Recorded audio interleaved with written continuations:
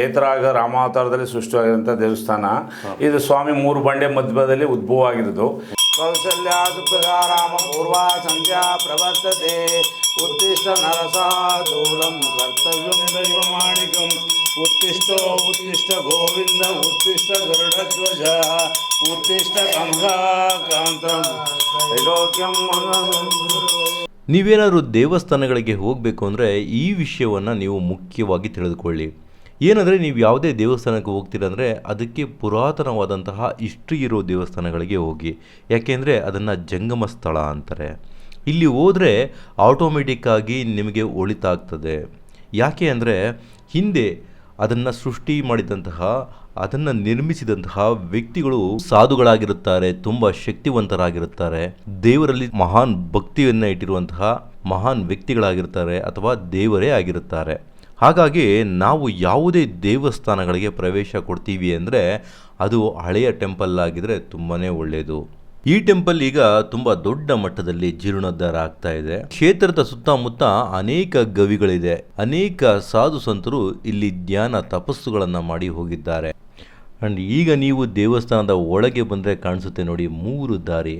ಆ ಮಧ್ಯದ ದಾರಿ ವೈಕುಂಠದ ದಾರಿ. ಅದು ಆ ಸಂದರ್ಭದಲ್ಲಿ ವೈಕುಂಠ ಏಕಾದಶಿ ಆ ಥರ ಸಂದರ್ಭದಲ್ಲಿ ಮಾತ್ರ ಇದು ಓಪನ್ ಇರುತ್ತಂತೆ. ನಿಮಗೆ ನೇರವಾಗಿ ಕಾಣಿಸ್ತಾ ಇರ್ಬೋದು, ಆ ಬಾಗಿಲು ಮುಚ್ಚಿದ್ದಾರೆ. ಮುಂದೆ ಕಾಣಿಸ್ತಿರುವಂತಹ ಒಂದು ಬಾಗಿಲನ್ನು ಮುಚ್ಚಿದ್ದಾರೆ. ಅದು ದೇವಸ್ಥಾನಕ್ಕೆ ಒಳಗೆ ಹೋಗುವಂಥ ಒಂದು ದಾರಿ. ಇದು ಹೊರಾಂಗಣ. ನಾವು ಅಲ್ಲಿ ನಿಂತ್ಕೊಂಡು ನೋಡಿದ್ರೆ ಹೊರಾಂಗಣ ಕಾಣಿಸುತ್ತೆ. ಅಲ್ಲೇ ಅನ್ನದಾಸೋಹಕ್ಕೆ ಒಂದು ಜಾಗ ಕೂಡ ಇದೆ. ಸೊ ಮೇಲೆ ನಾವು ಹೋಗೋಣ. ಗಂಟೆಯನ್ನೆಲ್ಲ ಕಟ್ಟಿದ್ದಾರೆ. ಮೇಲೆ ಆ 3 ಬಂಡೆಗಳ ಮಧ್ಯೆ ಆ ನಮ್ಮಪ್ಪ ಓಡ್ಗಲ್ ರಂಗನಾಥ ಸ್ವಾಮಿ ನೋಡಿ ಮೇಲೆ ಹೇಗೆ ಮಲಗಿದ್ದಾನೆ ಆ ಭಗವಂತ. ಸೊ ಇದೇ ಒಂದು ಸಣ್ಣ ದಾರಿಯಲ್ಲಿ ನಾವು ಈಗ ಒಳಗಡೆ ಹೋಗಬೇಕಾಗತ್ತೆ. ಮುಂದೆ ಒಂದು ಬೃಂದಾವನ ಇದೆ, ಬಂಡೆ ಕಾಣಿಸುತ್ತೆ. ನೀವು ನಿಂತ್ಕೊಂಡು ನೋಡಿದ್ರೆ ಆ ಗೋಪುರವೂ ಸಹ ಕಾಣಿಸ್ತಾ ಇದೆ. ಹೊಸದಾಗಿ ನಿರ್ಮಾಣ ಆಗ್ತಾ ಇದೆ ಗೋಪುರ. ಮುಂದೆ ಹೋಗ್ತಾ ಇದ್ದಂತೆ ಮೊದಲಿಗೆ ನಿಮಗೆ ಕಣ್ಣಿಗೆ ಕಾಣಿಸೋದು ಸತ್ಯನಾರಾಯಣ ಸ್ವಾಮಿಯ ಒಂದು ವಿಗ್ರಹ ಕಣ್ಣಿಗೆ ಕಾಣಿಸುತ್ತೆ. ಆ ದೇವಸ್ಥಾನ ಇಲ್ಲಿದೆ. ಸೊ ನಿಮ್ಮ ಲೈಫ್ನಲ್ಲಿ ನೀವೇನಾದರೂ ಆರ್ಥಿಕವಾಗಿ ಸಾಂಸಾರಿಕವಾಗಿ ನಿಮಗೇನಾದರೂ ಬೇಕು ಅಂದರೆ ಸಾಕು, ಆಗ ಭಗವಂತನನ್ನು ಕೇಳಿಕೊಂಡ್ರೆ ಇಷ್ಟಾರ್ಥವನ್ನು ನೆರವೇರಿಸ್ತಾನಂತೆ ಆ ಭಗವಂತ. ಹಾಗಾಗಿ ಸತ್ಯನಾರಾಯಣ ಸ್ವಾಮಿಯ ಪೂಜೆಗಳು ಎಲ್ಲ ಕಡೆಯೂ ನಡೆಯುತ್ತೆ, ಇಲ್ಲೂ ಸಹ ನಡೆಯುತ್ತೆ. ಇದು ಈ ದೇವಸ್ಥಾನ ಅನೇಕ ಭಕ್ತಾದಿಗಳ ಮನೆಯ ದೇವರು ಸಹ ಆಗಿದೆ. ನೋಡಿ ಎಷ್ಟೊಂದು ಜನ ಬಂದಿದ್ದಾರೆ ಇಲ್ಲಿಗೆ. ಹಾಗೆ ಮುಂದೆ ನಾವು ನಡ್ಕೊಳ್ತಾ ಹೋದರೆ ಮುಂದೆ ನೇರವಾಗಿ ಕಾಣಿಸೋದೆ ಗಣಪತಿ ದೇವರು. ಆ ದೇವರ ಪಕ್ಕದಲ್ಲೇ ಹನುಮಂತನ ಗುಡಿ ಹಾಗೂ ಮಹಾಲಕ್ಷ್ಮಿ ಒಂದು ಗುಡಿ ಇದೆ. ಮಹಾಲಕ್ಷ್ಮಿ ಹಾಗೂ ಹನುಮಂತನನ್ನು ನೋಡ್ಬೋದು. ಪಕ್ಕದಲ್ಲೇ ಮೇಲೆ ಸಣ್ಣ ಸಣ್ಣ ಬೇರೆ ದೇವರುಗಳ ಮೂರ್ತಿಗಳನ್ನು ನೀವು ನೋಡ್ಬೋದು.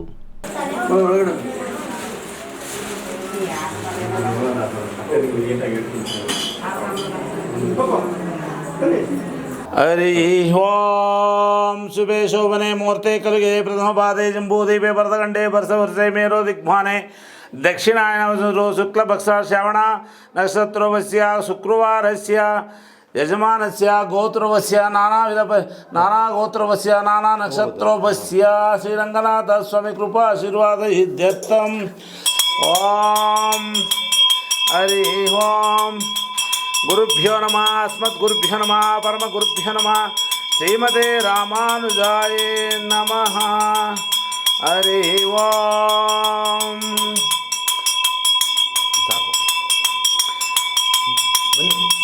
ಕಲ್ಯಾಣಾದ್ಭುತಗಾತ್ರಾಯ ಕಾಮಿಕರ್ತಪ್ರದಾಯಿನೇ ಶ್ರೀಮದ್ವೆಂಕಟನಾಥಾಯ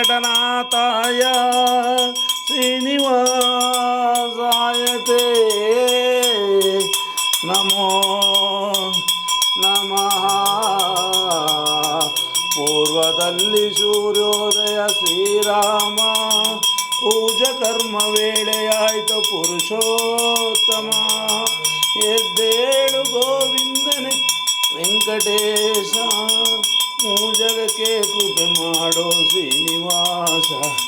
ಓಂ ಹರಿ ಓಂ ಷಷ್ಠಿ. ಓಂ ಕೇಶವಾಯ ನಮಃ ಮಾಧವಾಯ ನಮಃ ಮಧುಸೂದನಾಯ ನಮಃ ಪುಂಡರೀಕಾಕ್ಷಾಯ ನಮಃ ಪುರುಷೋತ್ತಮಾಯ ನಮಃ ಭೀಷಣಪ್ರಿಯಕರಾಯ ನಮಃ ದಾತ್ರಾಯ ನಮಃ ವಿವ್ಯತ್ರಾಯ ನಮಃ ಶ್ರೀ ರಂಗನಾಥ ಸ್ವಾಮಿ ದೇವತಾಭಿರ್ಮ ರಾಮಾಯ ನಮಃ ರಮಭದ್ರಾಯ ನಮಃ ರಾಮಚಂದ್ರಾಯ ನಮಃ ರಘುನಾಥಾಯ ನಮಃ ಸೀತಾಪದೇ ನಮಃ ಓಂ ನಮೋ ಭಗವತೆ ವಾಸುದೇವಾಯ. ಕೌಸಲ್ಯಾ ಸುಪ್ರಜಾ ರಾಮ ಪೂರ್ವಾ ಸಂಧ್ಯಾ ಪ್ರವರ್ತತೆ. ಉತ್ತಿಷ್ಠ ನರಸಾದೂಲಂ ಕರ್ತವ್ಯಂ ದೈವಮಾಣಿಕಂ. ಉತ್ತಿಷ್ಠೋ ಉತ್ತಿಷ್ಠ ಗೋವಿಂದ ಉತ್ತಿಷ್ಠ ಗರುಡಧ್ವಜ. ಉತ್ತಿಷ್ಠ ಕಮಲಾಕಾಂತಂ ತ್ರೈಲೋಕ್ಯಂ ಮಂಗಳಂ. ಓಂ ಮಧ್ಯಂ ಸಮರ್ಪ್ಯಾಮಿ ಪದ್ಮಂ ಸಮರ್ಪ್ಯಾಮಿ ಪರಿಮಳಾಸು ಸಮರ್ಪ್ಯಾಮಿ ಸುಗಂಧಂ ಸಮರ್ಪ್ಯಾಮಿ ಅಕ್ಷತಾಂ ಸಮರ್ಪ್ಯಾಮಿ. ಶ್ರೀ ರಂಗನಾಥ ಸ್ವಾಮಿ ದೇವತಾ ಪರಿಮಳ ಪುಷ್ಪಂ ಸಮರ್ಪಯಾಮಿ. ಹರಿ ಓಂ. ಶಾಂತಾಕಾರಂ ಭುಜಗಶಯನಂ ಪದ್ಮನಾಭಂ ಸುರೇಶಂ. ವಿಶ್ವಾಧಾರಂ ಗಗನಸದೃಶಂ ಮೇಘವರ್ಣಂ ಶುಭಾಂಗಂ. ಲಕ್ಷ್ಮೀಕಾಂತಂ ಕಮಲನಯನಂ ಯೋಗಿ ಬುದ್ಧಿಹಾರಕಂ. ವಂದೇ ವಿಷ್ಣುಂ ಭವೈರಂ ಸರ್ವಲೋಕೈಕನಾಥಂ. ಮೇಘಶ್ಯಾಮಂ ಕಿರೀಟಕೌಸ್ತುಭಂ ನಮಸ್ತೆ ಶಿರಸಾ ಚತುರ್ಭುಜಂ. ಓಂ ಶಾಂತಿ ಶಾಂತಿ ಶಾಂತಿ. ರಂಗನಾಥ ತಗೋ ಮುಂಗಾಡ್ತೆ ಗೋವಿಂದನೇ. ಷಡಗೋಪಂ ಸದಾ ವಿಷ್ಣುಂ ಶ್ರೀ ವಿಷ್ಣೋಪಾದಸಂ ಶಿರಶ್ಚಾದಾಮ್ಯಂ ಶತಮಾನಂ ಭವತಿ ದೀರ್ಘಾಶಿಷ್ಟಾರ್ಥಸಿದ್ಧಿರಸ್ತು ಸಕಲೈಶ್ವರ್ಯಸ್ತು. ಶ್ರೀರಂಗನಾಥ ಸ್ವಾಮಿ ಕೃಪಾ ಆಶೀರ್ವಾದ ಇತ್ಯರ್ಥಂ. ಓಂ ರಂಗನಾಥ ನನ್ನ ಆಶೀರ್ವಾದ ಇರಲಿ ಕಣಪ್ಪ ತಂದೆ. ಹಾಂ ಮಾಡಿ ಮಡ್ಕಪ್ಪ.